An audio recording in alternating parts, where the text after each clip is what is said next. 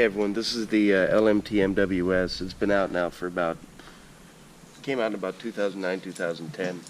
It's a weapon that's been adopted by the British military as a designated marksman rifle, and the New Zealand military has the same role.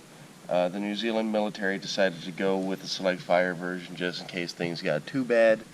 They had that extra selector lever so that they can rock and roll to try and get out of a sticky situation.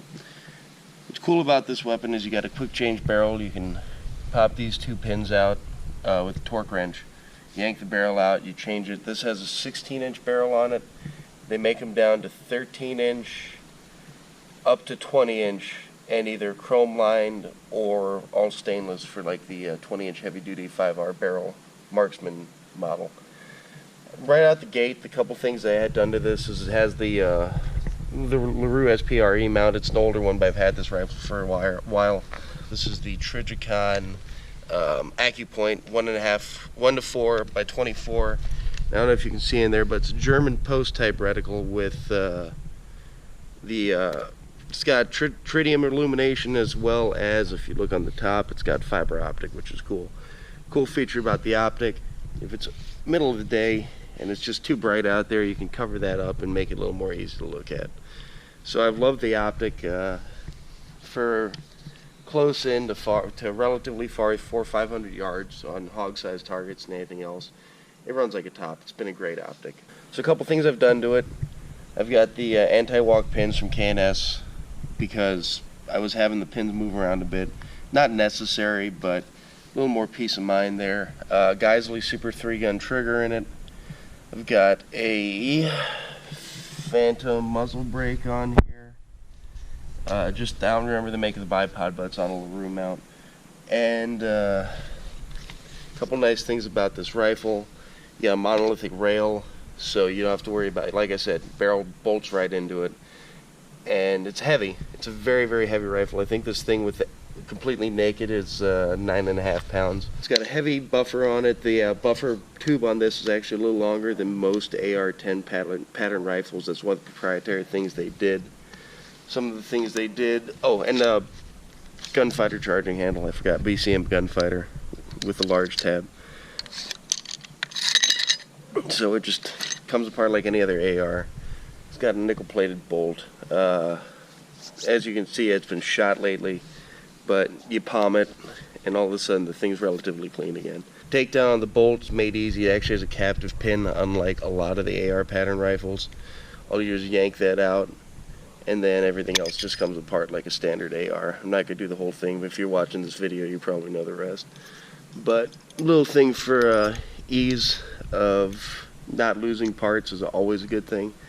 So, cool little feature. Reliability has been pretty much excellent. I've had a couple issues. I was shooting some Lake City machine gun ammo, and it was getting under the trigger before I put the Geisley the Super 3 gun in there. But I blamed that on ammo, but I was getting primer pockets that would shoot down in there and seize up the trigger, and I have to turn the thing around and rattle it loose. I blamed that on ammo. The other thing that I had happen was my bolt release up here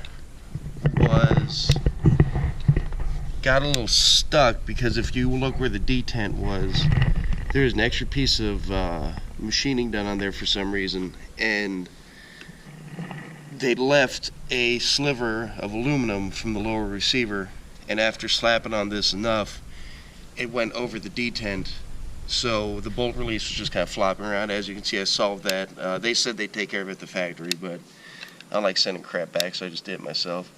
Now it works. I've had no reliability issues besides that. Besides the dead trigger that one time and that, I've never really had anything that will feed. It's been a great rifle. It's very accurate. And if you're going for a precision rig, you can get, like I said, the 5R barrel, which is a sub-MOA accuracy with the proper ammo. And I feed this thing a steady diet of the cheapest crap I can find. I've got zeroed for Black Hills 168. I've got a few magazines loaded with that for, emergencies. But besides that, everything I feed this thing is like Wolf and Tula and all the crappiest stuff you can find at Walmart for cheap. Differences between, for the simple stuff, differences between this and the AR-15. Obviously, AR-15 is 5.56. This This is AR10, which means you're lobbing 308 out there, or 7.62 by 51. Heavier caliber, heavier rifle.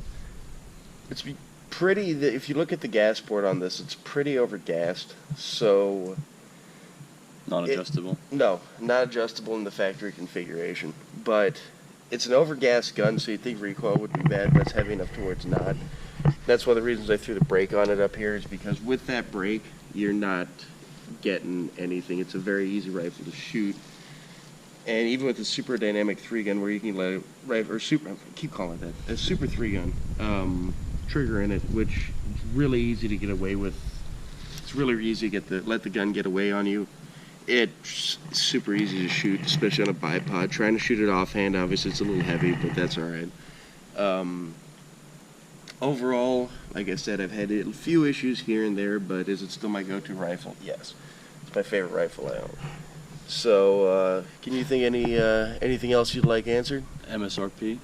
MSRP's gone up. I got a good deal on it. I got it for about $2,200, and like I said, I got this when it first came out. Right now, you can look around and find them for about $25, $26. They haven't gone up much. Also, they came out with because this is the 4-way rail on it.